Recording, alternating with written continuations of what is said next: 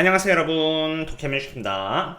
무디스 측에서 미국의 시중등급을 AAA에서 AA1으로 강등을 하였고요. 프리장에서 약 1% 정도 하락하고 있는 상태로 무디스에서의 시중등급이 어느 정도의 중요성을 의미하는지를 떠나서 이미 펀더멘탈적으로 조정을 받을 이유는 많았고요. 투자자들은 그 시작점을 알릴 핑계를 찾고 있었기 때문에 하방맥을 받을 가능성은 높다고 보고 있는데요. 이러는 와중에도 프리장에서 지금 상승하고 있는 기업은 바로 며칠 동안 55% 넘게 폭락한 유나이티드 헬스입니다. 해당 기업은 다우존스에 있어서 대장주라고 해도 무방할 정도로 엄청난 규모의 기업인데, 이 기업은 15년 만에 처음으로 실적 미스, CEO 사퇴, 그리고 Department of Justice에서 조사가 나온다는 3개의 연속된 악재와 함께 주가가 55% 이상 하락하면서 지난주 금요일 프리장이 있기에 앞서서 분석을 드리지 않을래야 않을 수가 없었고, 리서치를 바탕으로 꽤나 큰 비중을 매수해서 멤버십분들께 공유를 드렸고요. 지금 벌써 7% 넘게 수익을 보고 있는 상태입니다. 주가가 55% 하락했으면 당연히 사면 되지라고 생각하겠지만, 당연히 1주 정도에서 10주 정도야 편안하게 넣을 수 있는 것입니다만, 제가 리서치라는 근본적인 이유는 제가 투자하는 수량을 얼만큼 조절할지 가늠하기 위함입니다. 해당 기업이 어떠한 이유에서 하락하였고 그 원인의 경중을 파악하고 밸류에이션 관점에서 모든 악재는 다 반영이 되었는지를 평가하고 앞으로 얼마나 더 최소 오를 수 있는지를 가늠해서 이제 웬만한 리스크는 전부 다 반영이 되었다고 판단한다면 비중을 최소 몇 천만 원에서 억 단위까지 넣어볼까 말까를 판단할 수 있기 때문입니다. 이미 멤버십 분들께 지난주 금요일날 유나이티드 헬스에 대한 모든 분석을 공유드렸고 이미 수익을 보기 시작하고 있는데, 저 개인적으로는 여전히 상승의 여지가 충분히 있기 때문에 분석을 또 공유드리고자 하는데요. 우선 가장 먼저 제가 왜 이 기업에 투자를 했는지부터 밸류에이션 관점에서 바라보고자 합니다.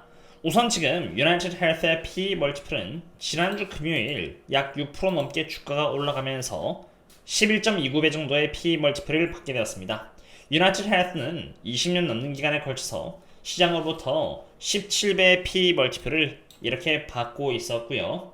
그런 만큼 여기 파란 색깔의 위치인 17배를 받아서 최소 38% 정도 상승할 수 있는 여지가 있다고 바라봐야 마땅하나, 어쨌든 지금은 악재로 인해서 상당히 저평가를 받고 있다는 것을 볼 수 있고요. 설사 앞으로 연평균 성장률인 여기 12.51%로 감안한다면 일반적으로 15배의 PE 멀티플을 받아야 하는 만큼 주황색을 기준으로 봐도 최소 아무리 못해도 17% 정도 저평가라는 것을 볼 수 있습니다. 거기다가 추가로 코로나 때의 PE 멀티플은 13.33배입니다. 다시 말해서 지금 가리키고 있는 11.29배라는 멀티플은 상당히 저평가라는 것을 또 보여줍니다. 이전 CEO가 사퇴하고 새로운 CEO가 되면서 이전 성장률 가이던스를 철폐한 뒤에 여기 13%에서 16%의 장기 성장률에 대한 언급을 했는데, 만약 이 성장률을 이어나갈 수 있다면 아무리 못해도 15배의 PE 멀티플을 받을 수 있는 만큼, 제 기준에서 유나이티드 헬스를 대상으로 투자한다면 2025년 최소 17%에서 2026년 36%까지도 충분히 바라볼 수 있다는 것을 의미하게 됩니다. 즉 지금까지 나온 악재들은 주가의 생각 이상으로 과하게 반영되어 있음을 의미하는 것입니다.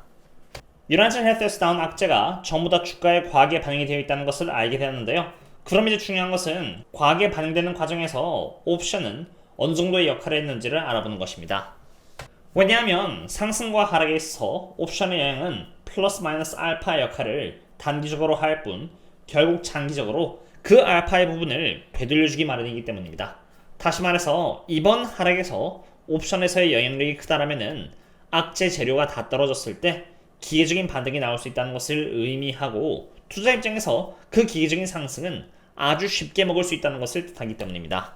그런 옵션 관점에서 무엇을 가리키고 있는지 한번 보겠는데요. 지난주 금요일을 기준으로 풀옵션 프리미엄은 75%이고 콜옵션 프리미엄은 73%로 풋옵션 프리미엄이 콜옵션 프리미엄보다 더 높기 때문에 지금은 풀옵션에 의해서 주도되는 시장인 상태입니다.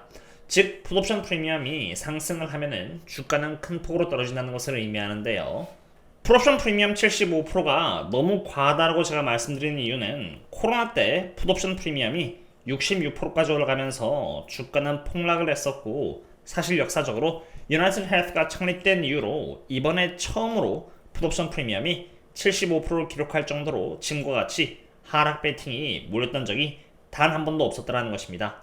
다시 말해서 지금의 상황이 단기적 경기 침체이자 전 세계가 락다운된 코로나 때보다도 더 안 좋은 상태라면은 풋옵션의 하락 배팅은 유효합니다만, 만약 그게 아니라면은 너무 과한 풋옵션에 의해서 주가는 필요 이상으로 하락한 것이고 75%에서 더 이상 올라가지 못한다라면은 풋옵션 프리미엄이 여기 이렇게 떨어지면서 주가는 기회적인 상승을 보여줄 수 있다는 의미가 되는 것입니다. 즉 코로나 때 보여줬던 66%치까지 떨어지는 과정 속에서 주가는 반등을 할 수 있는 것이고, 저는 이러한 부분을 노렸고 저희 멤버십 분들께 제 숙제를 공유드렸다고 보시면 되는 것입니다. 이제는 호재가 언제나도 이상하지 않은 상태에서 풀옵션 프리미엄이 빠르게 내려갈 수 있는 촉매제가 그런 가운데 결국 터졌습니다. 그것은 바로 내부자 매수인데요. 이번에 주가가 고점 대비해서 55% 폭락하면서 경진에서 너무 저렴하다고 판단했는지 CEO와 CFO가 280달러대에 무려 103,875주를 매수했다는 것입니다. 내부자 매수를 모을 때 중요한 것은 샀다 안 샀다의 여부를 보는 것도 중요하지만, 누가 매수를 했으며 매수한 양이 얼마나 많은지를 비교 분석하는 것이 중요합니다. 그래서 제가 이 부분 또한 멤버십 분들께 리서치 페이퍼로서 공유를 드렸는데, 이것이 양을 의미하는 것으로 여기 잘 보시면은 2013년 이후로 지금까지 약 10번에 가까운 내부자 매수가 있었지만, 이 정도의 내부자 매수 양이 CEO와 CF로부터 나온 적은 단 한 번도 없다는 것을 직관적으로 이렇게 볼 수 있습니다. 이처럼 CEO와 CFO가 공격적으로 매수함에 따라서 결국 풀옵션 프리미엄이 떨어지면서 반등을 했는데, 얼마나 떨어졌는지는 제가 멤버십 분들께 공유 드렸고요. 저 개인적으로는 최소한 66%의 위치까지는 떨어지면서 반등을 할 것이기 때문에 계속 끌고 갈 생각이며, 그 흐름은 저희 멤버십 분들께만 계속 공유를 드리도록 하겠습니다. 지금 S&P 500은 무리스에서 크레딧 레이팅을 하향 조정시키면서 하락을 시작했습니다. 이전부터 공유드렸다시피 옵션 만기를 기준으로 이전 트렌드가 반대로 바뀐 현상이 나온 만큼 옵션 만기일이었던 5월 15일을 지나 오늘 5월 19일을 시작으로 이러한 상승 트렌드는 막을 내리고 반대로 여기 갭을 채우러 하락하러 내려가도 전혀 이상할 게 없다라고 보고 있고요. 차트 패턴은 여기 이렇게 하락 패턴인 라이징 웨지 패턴이 잡힌 상태인데다가 RSI는 69라서 저 개인적으로는 S&P 500의 상승과 함께 많이 올라간 종목을 이상으로는 전혀 매수를 할 의향은 없습니다. 저 또한 테슬라 상으로 장기 투자를 하고 있지만, 테슬라도 마찬가지로 저점 대비해서 이미 58% 상승한 만큼 제가 갖고 있다라고 해서 무작정 매수를 외치면서 리스크에 노출되기를 희망하지는 않고요. 한때 테슬라와 같이 고점 대비해서 55% 하락한 유나이티드 헬스의 경우 나스닥, S&P 500 그리고 테슬라만은 반대로 지금 저평가이고 주봉으로 바라봐도 RSI는 과매도이며 내부자 매수가 들어왔고 세력들의 옵션 포지션을 봤을 때 갭마스키즈의 여지가 있다고 판단되기 때문에 저 개인적으로는 고평가된 기업보다 이미 모든 악재가 다 반영된 유나이티드 헬스가 좀 더 마음이 편합니다. 물론 제가 영상에서 공유드린 자료는 사실 리서치 자료의 일부일 뿐이만큼 모든 리서치 자료를 원하신다면 네이버 프리미엄 컨텐츠나 유튜브 신사학개미의 텔레그램을 참고하시면 좋을 것 같고요. 테슬라에 대한 분석 또한 마찬가지로 제가 오늘 밤에 또 여기에다가 남겨드리도록 하겠습니다. 오늘 시간이 없는 관계로 제가 이 정도로 마치도록 하겠고요. 도움이 되셨다면 구독과 좋아요 부탁드립니다. 그럼 다음에 또 만나요. See you later.